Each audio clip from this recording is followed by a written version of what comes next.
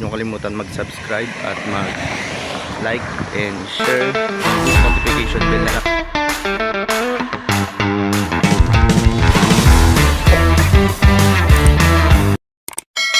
Hello guys, good morning sa inyo lahat at magandang umaga nga pala.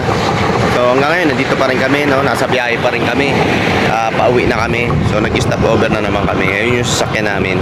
Kung napapansin niyo yung ano na yan, puti, no? So andito kami ngayon sa kahabaan ng highway ng Ragay. So wala naman akong ibang pakay dito. Nag-vlog lang ako rito para naman na may magawa ako at may mga content lang ako, ano. So titignan ko na rin kung anong pwedeng makita rito sa kahabaan ng Ragay. So ayan na nga. Yan, maganda yung lugar, maganda yung highway. Yan. Kasi ninyo, walang traffic, ano. Isipin niyo kung ganyang kaluwag ang kalsada sa lahat ng dadaanan ninyo.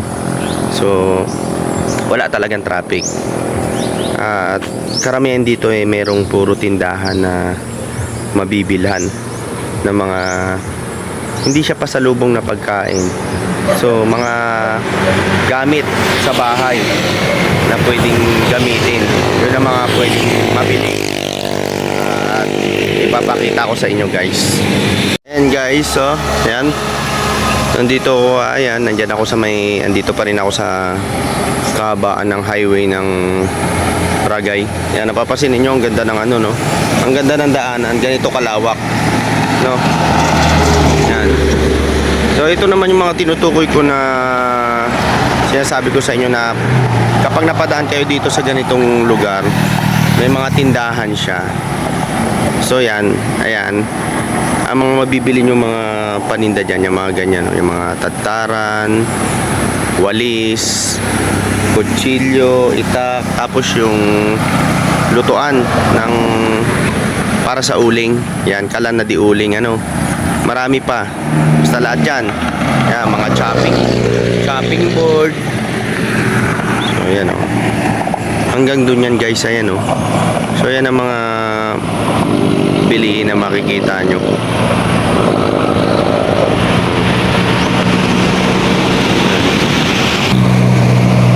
Hindi na nga pala ako tumawid doon. Hindi na ako pumunta ron kasi mahirap na.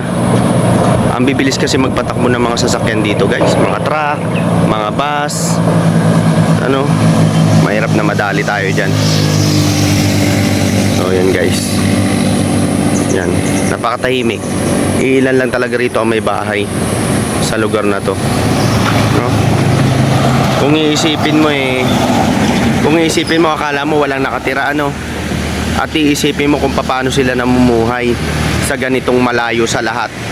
Malayo sila sa palengke, malayo sila sa ospital, malayo sila sa mga gusto nilang puntahan, mga mall, ano,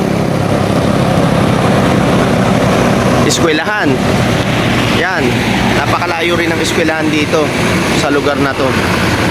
Kung babaybayin ko itong ano na to, highway na to, baka anong oras pa, no? Anong oras pa ako makarating yan hanggang doon sa dulo. Kaya dito lang ako, naka-stay ako sa lugar na to. Baka maiwan ako nung kasama ko, umalis na to. Ano? Ayan. Dito lang ako sa may highway ng Ragay, ano. Ang pangalan, may pangalan pala meron isang pangalan dito na ng tindahan. Yan, Kata Handicraft, no. Yan, Kata Handicraft. Yan. So siguro ito yung mga pangunahing kinabubuhay nila, guys, ano. Yan. Ayan ang pangunahing kinabubuhay nila, yung mga paninda nila, yung mga chopping board, tapos yung uling, yung dikalan na diuling. Yan, may kutsilyo, may sandok, may walis, yung mga pangangailangan sa bahay, guys. Yan yung mga mga paninda nila.